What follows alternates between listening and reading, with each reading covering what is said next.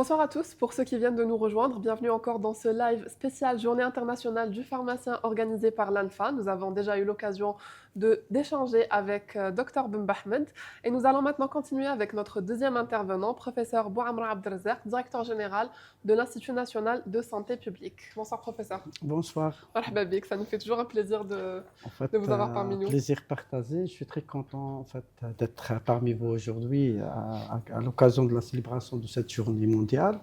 Je tiens à remercier aussi le président de ANFA, tous les membres ANFA. Et en fait, on a commencé, ça fait presque une année et demie à travailler avec ANFA. Et je pense qu'on est en train d'avancer de façon très, très claire en répondant notamment à la santé publique, c'est-à-dire mettre des actions dédiées à la santé de citoyens. Puisqu'il est important, quand on parle de la santé publique, ça c'est important, on parle de la santé de citoyens. C'est-à-dire l'ensemble des actions, que ce soit en matière de la prévention primaire ou bien la prévention secondaire. Quand on parle de dépistage par exemple, c'est la prévention secondaire, qui vont être dédiées pour protéger le citoyen. ANFA, en fait, c'est un associé qui est en fait majeur en matière de santé publique. Parfait. Alors, on va entrer directement dans le vif du sujet. Quels sont, selon vous, professeur, les enjeux de santé publique et quels sont aujourd'hui les grands défis que doit relever notre système de santé? En fait, quand on parle de la santé publique, il y a beaucoup d'enjeux.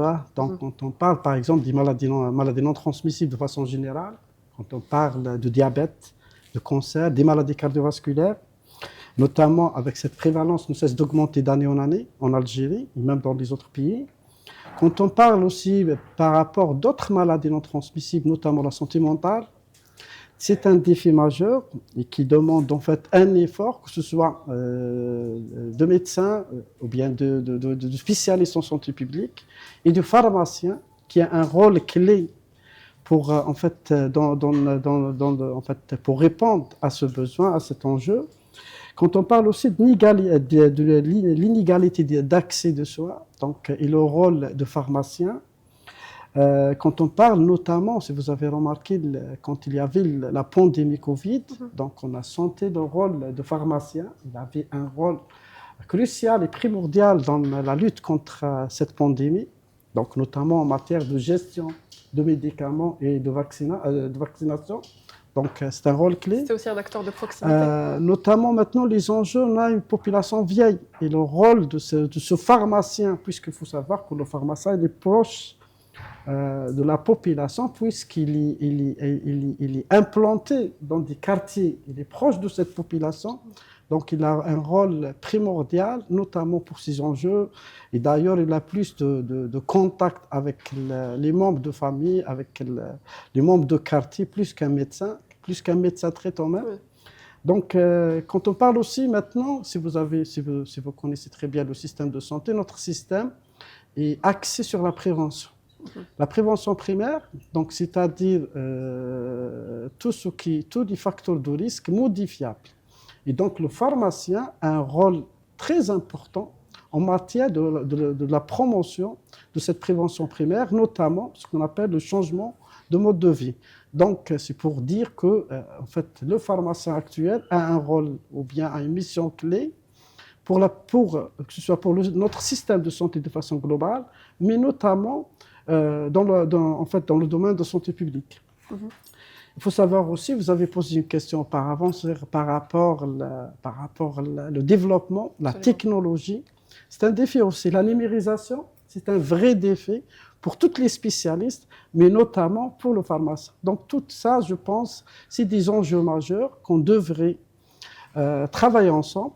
Et donc c'est pour ça, nous, à l'INSP, on a essayé de collaborer étroitement avec ANFA pour qu'on puisse en fait élaborer un plan d'action dédié à mettre des actions justes pour améliorer ou bien pour la promotion de cette santé publique, mais avec tout le monde.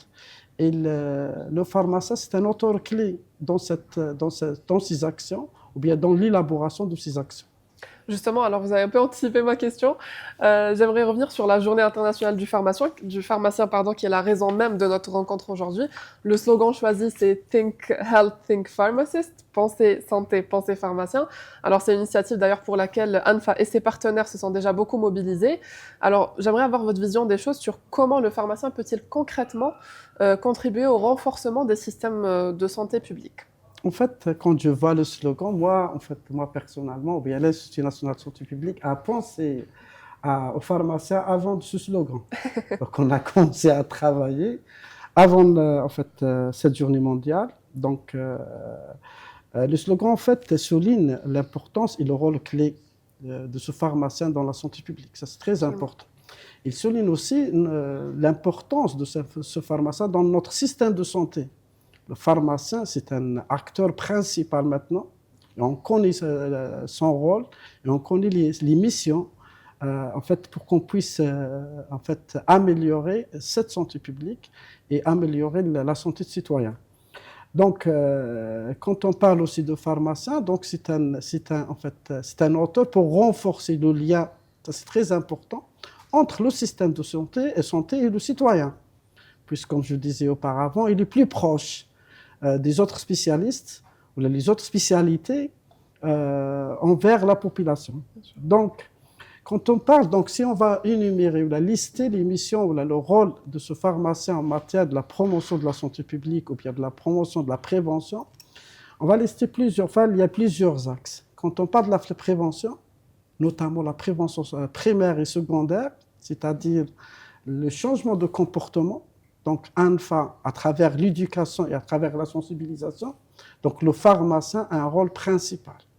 Donc, il peut être adhéré dans ses actions à travers des séances ou à travers des journées de sensibilisation ou bien à travers un contact direct, puisque la sensibilisation n'existe pas seulement l'organisation d'une journée, mais ce contact, ce message direct entre le pharmacien et le citoyen pour qu'on puisse changer ce comportement, changer ou bien modifier les habitudes. Donc, le pharmacien a un rôle principal. Donc, sensibilisation au bon comportement de santé, donc je pense le pharmacien a un rôle primordial. Quand on parle de la vaccination, par exemple, et on parle de cette hésitation, je pense qu'on peut travailler avec le pharmacien pour qu'on puisse changer ce comportement. Quand on parle de la nutrition actuellement, et en voyant les maladies chroniques, l'obésité par exemple, qui est devenue une maladie, elle est classée comme une maladie, et il y a un plan de nutrition dédié par le ministère de la Santé. Le pharmacien peut jouer un rôle important en matière de sensibilisation. Donc, même dans la prévention, il y a ce qu'on appelle l'éducation thérapeutique. On parle beaucoup ces derniers temps de l'éducation thérapeutique. L'éducation thérapeutique, c'est-à-dire la compréhension et le bon usage des antibiotiques, notamment les antibiotiques. On sait très bien que parfois le citoyen, par méconnaissance ou bien par une explication qui n'est pas claire, peut prendre son médicament de façon aléatoire. Exact. Le pharmacien va orienter, va canaliser cette prise en charge de façon selon les indicateurs. Et donc, c'est selon l'indication de ce médicament. Et je pense qu'il n'y a pas mieux que le pharmacien pour réaliser cette éducation thérapeutique. Ça, c'est pour la prévention et l'éducation sanitaire. On peut avoir d'autres actions du pharmacien. Quand on parle aux accès aux soins et conseils de proximité, comme je disais, le pharmacien il est implanté dans les quartiers. Il est proche de cette population. Donc, il pourrait être le premier point, ça c'est très important, de contact dans notre système de santé. Donc, je peux être malade, j'ai un pharmacien à côté de moi, donc je peux y aller voir le pharmacien. Donc, le pharmacien, soit il va conseiller ce malade, soit il va l'orienter pour une structure hospitalière, si besoin, bien sûr. Donc, pour dire que l'accès aux soins et les conseils de proximité pourraient être réalisés avec ce pharmacien. Il y a aussi un point qui est important. On parle beaucoup ces derniers temps de sécurité des médicaments. Il faut savoir qu'il y a l'efficacité et la sécurité. Et en matière de priorité, donc, il faut toujours penser à la sécurité avant de parler de l'efficacité, puisqu'on peut avoir un médicament qui est efficace, mais avec deux médicaments, on peut enregistrer une interaction. Absolument. Mais c'est le pharmacien qui pourrait expliquer au malade, il pourrait même corriger des erreurs pour qu'il puisse assurer une sécurité de traitement dédié au malade. Il y a aussi un rôle essentiel qui a été cité par votre invité, donc c'est la pharmacovigilance. Celui qui peut déclarer des effets indésirables, donc qui est proche de citoyens en cas de prise de médicaments, c'est le pharmacien. Donc il a un rôle important dans le système de surveillance concernant la pharmacovigilance. Ça, c'est l'une en fait des missions et de rôle rôle primordial de ce pharmacien. Il faut savoir aussi que le pharmacien aussi peut jouer un rôle dans la lutte contre les épidémies et les maladies chroniques. Moi, je cite toujours l'exemple de la Covid. Il y avait un rôle très important des pharmaciens, notamment pour tous les produits utilisés pour lutter contre cette maladie. Donc, il était avec le médecin, en fait, le maillot fort, qui ont été en fait travaillés ensemble pour enrayer cette épidémie. Et je pense que c'était une belle expérience. On peut parler aussi, quand on parle, par exemple, de certains programmes de santé, comme la grippe, par exemple, et en ce qui concerne la vaccination, tout le monde sait que le pharmacien, maintenant, assure la vaccination de la population. Oui. Donc, il a un rôle aussi important dans l'acte vaccinal. Il a un rôle aussi pour le dépistage. Le dépistage, le pharmacien peut en fait dépister ou bien diagnostiquer une maladie à un stade infraclinique, orienter le malade, et donc il est en fait un pilier dans le dépistage, que ce soit le dépistage, notamment, je ne parle pas de dépistage en masse, mais notamment le dépistage individuel. Donc le pharmacien, à travers ses connaissances, peut orienter le malade dans des services à un stade infraclinique. Il faut pas oublier aussi le rôle du pharmacien dans la recherche et l'innovation. Le domaine maintenant de l'industrie pharmaceutique, c'est un domaine qui a fait un grand pas, un pas en fait très, très avancé. Et on voit chaque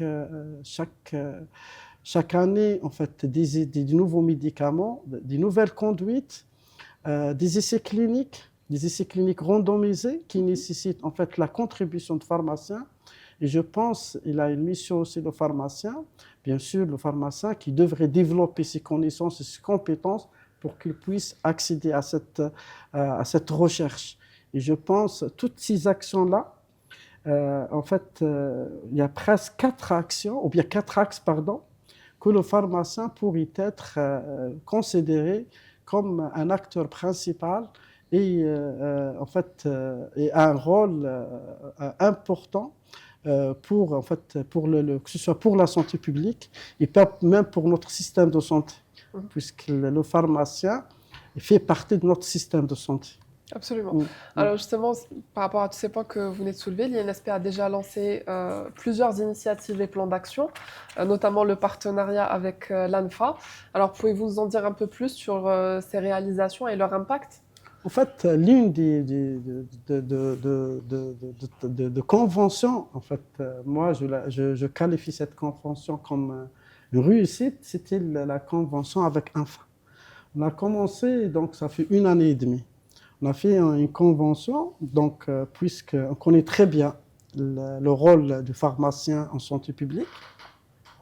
Donc, on a collaboré activement. Et on a renforcé, donc, en fait, l'objectif principal de cette convention, c'était notamment renforcer le rôle du pharmacien en santé publique. Et donc, la convention a été signée le 24 février 2025. Elle avait comme objectif principal, puisqu'on voulait renforcer, donc l'objectif principal, c'était la formation. Ouais. C'est renforcer les compétences en fait, de ce pharmacien pour qu'il puisse contribuer en matière de santé publique. Donc, dans la réalisation Et on voulait donc concrétiser les actions rapportées dans cette convention. On a commencé à travailler, donc je pense que c'était le 24 février 2025, c'est-à-dire presque quelques jours après cette convention. Donc on a réalisé la première enquête, la première journée de sensibilisation. Et on a en fait choisi un thème qui est très intéressant maintenant et qui pose problème en santé publique, c'est les maladies rares. Donc c'était à travers cette journée, et donc l'objectif de cette journée c'était de sensibiliser les professionnels de santé et le public bien sûr à ces pathologies souvent négligées. Donc on a même parlé sur l'organisation de la prise en charge de cette pathologie. Donc tout le monde sait, les maladies rares, il y a presque 7000 maladies, les médicaments sont chers. On a pu sortir avec des recommandations, notamment l'encouragement de la production locale pour qu'on puisse prendre cette pathologie. On a aussi, en fait, dans le même contexte, on a organisé une deuxième journée thématique dédiée à l'interne en pharmacie, puisqu'on voulait renforcer. Moi, j'ai cité les grands axes de pharmaciens, donc de la contribution de pharmaciens, et j'ai parlé de la recherche et de l'innovation. Il y avait une bonne idée de former des internes en pharmacie en matière de recherche. Et on a choisi des thèmes à travers lesquels on peut améliorer les compétences et les connaissances du pharmacien futur. Donc, on a fait quelques thèmes cités dans cette formation. On a parlé sur les règles de la recherche bibliographique en utilisant la base de données Medline, en identifiant les bons articles publiés. On a fait aussi un autre thème que je pense que c'est un thème d'actualité. C'est la lecture critique des articles en sciences médicales, sachant qu'il faut savoir que cette discipline, la lecture critique des articles en sciences médicales, c'est la troisième étape d'EBM, l'Evidence Based Medicine. Donc, la troisième étape pour améliorer les connaissances, pour trier les bons articles publiés. Et l'objectif de cette discipline, cette lecture critique des articles en sciences médicales, c'est l'objectif final, c'est d'améliorer les connaissances, ou bien d'améliorer la prise en charge des malades. Donc il y avait un autre thème qui est aussi important pour rendre cette discipline visible. Il faut savoir que c'est à travers la rédaction qu'on peut être visible. Donc il y avait un thème sur la rédaction d'un article scientifique, selon les normes bien sûr, en adaptant à la revue sur laquelle on va publier. Donc tous ces thèmes-là, tous ces thèmes-là rentrent dans le cadre de l'amélioration des connaissances et des compétences en matière de la recherche, et notamment en matière de la recherche en santé publique. Il y avait une autre activité réalisée, c'était en fait la célébration de la Journée mondiale de la sécurité des patients. On a parlé que l'une des missions principales, c'est un axe principal. Donc on ne devrait pas parler que de l'efficacité, mais il est important maintenant de parler de la sécurité. Donc on a tous les moyens pour préserver la sécurité avec un traitement efficace. Et je pense le thème de cette année, c'était la sécurité des enfants et des nourrissons. Une communication a été présentée par ANFA sur la sécurité médicamenteuse pour les populations jeunes. Donc, il faut savoir qu'il y avait, même l'INSP a fait une autre activité. Cette activité était la première. On a réalisé une enquête sur la consommation des antibiotiques au niveau de nos hôpitaux. On a associé, puisque cette enquête, première en Algérie, on a associé les pharmaciens des hôpitaux. On a pu, l'objectif de cette enquête, c'était de promouvoir la bonne gestion des antibiotiques selon les normes OMS. On a pu publier les résultats. On a pu avoir une vision des lacunes. Et donc, on est en train de travailler avec ANFA pour élaborer. Ça, c'est les prochaines collaborations prévues. Donc, on aura une formation dédiée aux pharmaciens, c'est notamment le pharmacien d'officine et même le pharmacien de l'hôpital. On aura l'éducation thérapeutique, puisque cette action de l'éducation est une action aussi principale et en fait, qui va permettre la promotion de cette santé publique en Algérie pour protéger nos citoyens. Donc, il y aura une formation de 3 jours sur l'éducation thérapeutique des patients, mais aussi à travers les résultats et les recommandations de cette enquête, l'enquête sur la consommation des antibiotiques, on va entamer une formation sur le bon usage des antibiotiques. À travers l'enquête, on a pu en fait identifier certaines problématiques, certaines difficultés, et je pense à travers la formation, à travers la collaboration avec ANFA, et à travers la formation, puisque l'INSP a donné beaucoup d'importance à la formation, on peut renforcer les compétences et on peut en même temps améliorer les soins prodigués à nos citoyens. Donc, dans le même cadre, on est en train de travailler, on a commencé à élaborer le protocole, on va réaliser une enquête et ce sera intéressant, je pense que ce sera très intéressant de faire cette enquête.